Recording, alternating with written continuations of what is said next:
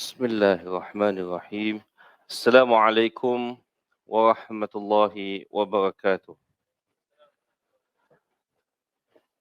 Innal hamdalillah nahmaduhu wa nasta'inuhu wa nastaghfiruh wa na'udzu billahi min shururi anfusina wa min sayyiati a'malina.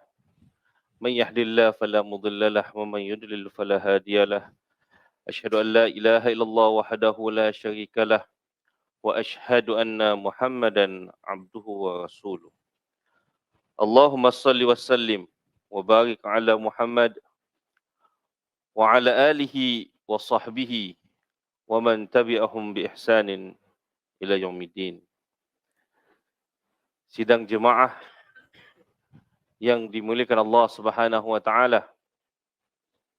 Alhamdulillah, marilah kita bersama-sama memanjatkan puji dan syukur kita kehadrat Allah Subhanahu wa taala kerana dengan izinnya kita masih lagi dapat meneruskan, masih lagi berpeluang mencari segala kurniaan yang telah dijanjikan oleh Allah Subhanahu wa taala.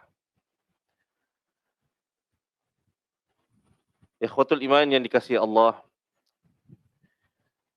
memang kita tidak dapat lakukan apa-apa apabila kita dah berada di ambang penghujung bulan Ramadan.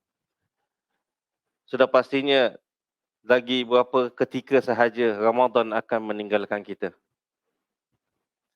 Pastinya dia merupakan satu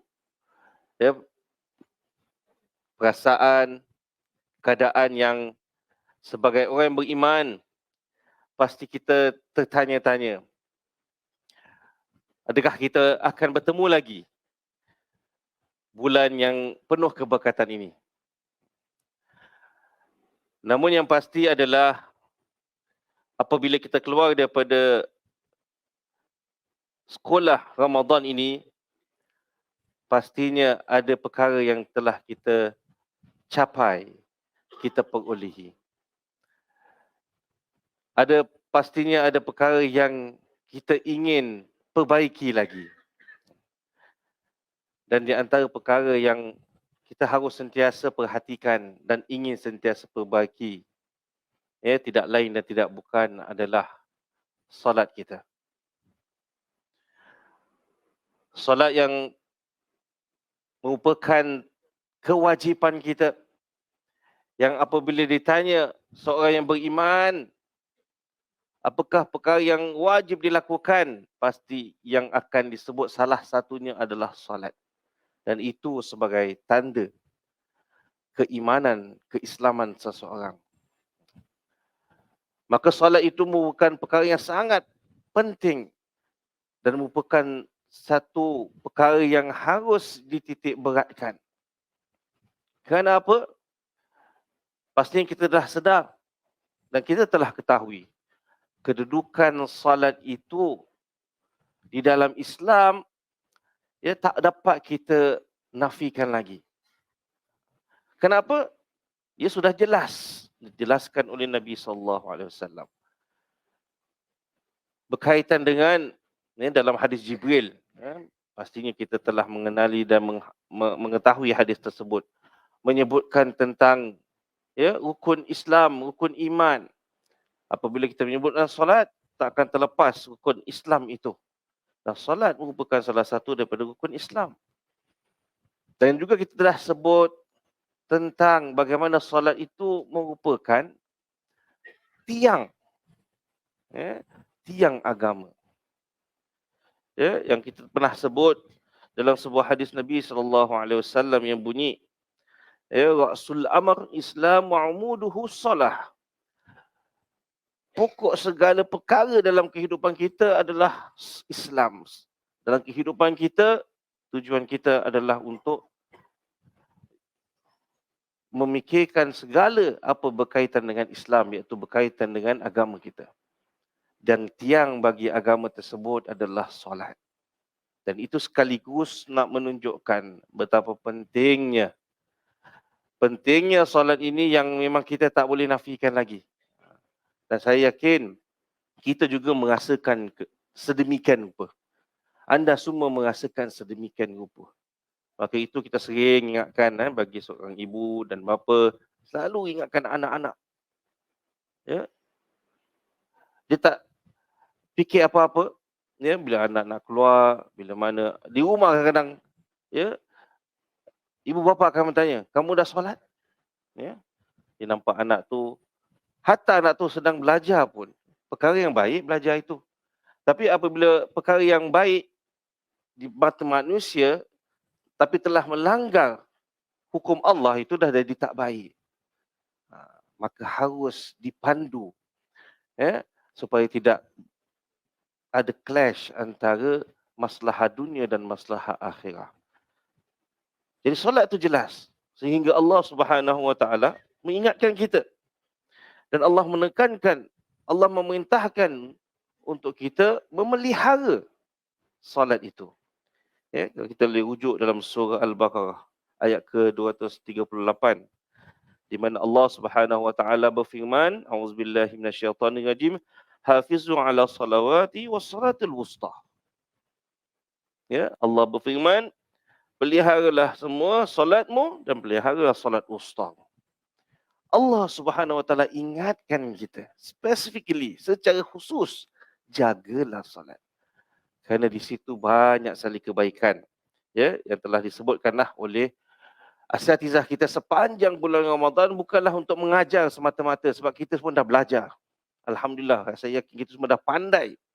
Namun hanya sekadar untuk mengingatkan antara satu sama lain, supaya selepas ini, di samping kita mengingatkan diri kita, kita mengingatkan keluarga kita, ya, pasangan kita, anak kita, dan orang di sekeliling kita betapa pentingnya solat. Ini kerana apa? Ini membawa kepada perkara yang nak ditekankan. Adalah bahaya. Bahaya seseorang itu yang mengaku dirinya Muslim, tapi dia, ya, kalaulah mensia-siakan atau lalai dalam solat atau lalai terhadap solat itu adalah perkara yang berat, apalagi meninggalkannya. Maka Allah Subhanahu Wa Taala berfirman contohnya dalam surah Maryam, ayat ke-59 antara lain. Allah berfirman yang bermaksud, kemudian mereka digantikan oleh keturunan yang mencuaikan sembahyang serta menurut hawa nafsu. Ya, antara akibat kenapa Allah menggantikan satu umat ke umat yang lain, kerana cuai terhadap solat mereka.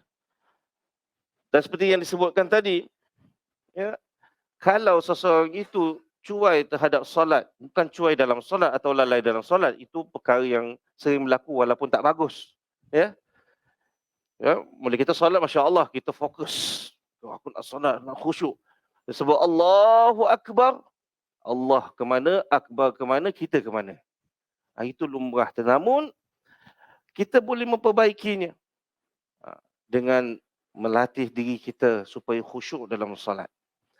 Namun, bila mana Allah Subhanahu Wa Taala menyebut dalam surah Al-Ma'un, fawailul lil musallin, dan celakalah bagi orang yang solat. Adakah kita termasuk dalam, ya, ungkapan tersebut? Allah menyebut alladzina hum an salatihim sahun.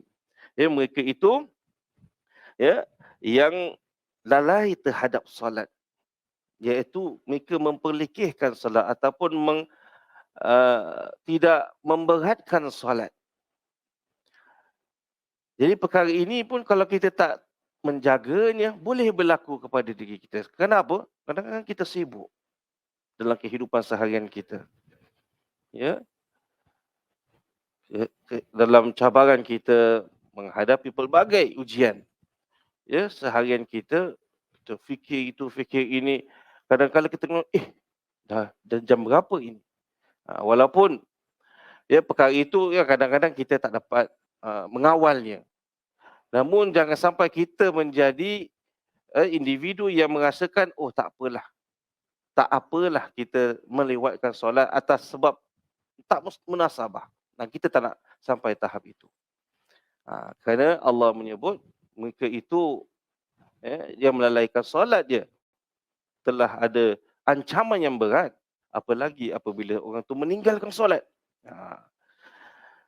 Maka ikhwatul iman yang dikasihi Allah Subhanahu wa taala, dalam surah Mudassir, kita rujuk pada ayat yang ke-43 yang di mana Allah ungkapkan ayat, Allah berfirman, qalu lam nakum minal musallin wa lam nakun nut'imul miskin. Apabila berbicara tentang golongan-golongan dalam atau penghuni syurga, penghuni neraka, disebut mereka itu penghuni neraka menjawab, kami dahulu tidak termasuk orang-orang yang solat. Maka dengan perkara itu semua kita sedar dan kita akui akan bahayanya orang yang meninggalkan solat. Azab meninggalkan solat itu hanya dapat dirasakan apabila kita berada di akhirat, kan? Tapi jangan kita lupa kesan dia dalam kehidupan kita apabila seseorang itu mula sedikit demi sedikit memperlekehkan solat itu, wa'iyazubillah. Dia boleh membawa kepada kekufuran. Boleh membawa kepada kekufuran. Walaupun ulama telah membahaskan perkara orang yang meninggalkan solat tu macam mana. Ada yang kufur itu apabila dia meyakini bahawa wajib, memang tak wajib solat, tu memang terkeluarlah. Tapi kalau malas dan sebagainya itu ulama khilaf. Ada yang cakap tetap kufur, ada ulama cakap tidak. Dan perbezaan ulama itu dah menunjukkan beratnya akibat orang yang malas sehingga tertinggal solatnya. Maka ikhwatul iman yang dikemukakan Allah Subhanahu wa taala, saya mengakhiri pengungsian pada malam ini dengan menukil sebuah kata-kata Imam Ibn Qayyim Al-Jauziyah. Dia berkata, kaum muslimin tidak berselisih pendapat bahawa meninggalkan solat wajib dengan sengaja termasuk dosa besar yang terbesar. Dosa besar yang terbesar. Dan bahawa dosanya di sisi Allah lebih besar daripada dosa membunuh, merampas harta orang, berzina, mencuri dan meminum khamar. Dan bahawa pelakunya menghadapi hukum Allah, kemurkaannya dan kehinaan daripadanya di dunia dan di akhirat. Maka ikhwatul iman yang dikasihi Allah Subhanahu wa taala, kita mohonlah kepada Allah Subhanahu wa taala semoga Allah menjadikan kita hamba-hamba-Nya yang pelihara solat, termasuklah keluarga kita, orang-orang di sekeliling kita, di kalangan orang yang menjaga dan menitik beratkan solat. Wallahu ta'ala alam. Subhanakallahumma wa bihamdika asyhadu an la ilaha illa anta astaghfiruka wa atubu ilaik. Wassalamualaikum warahmatullahi wabarakatuh.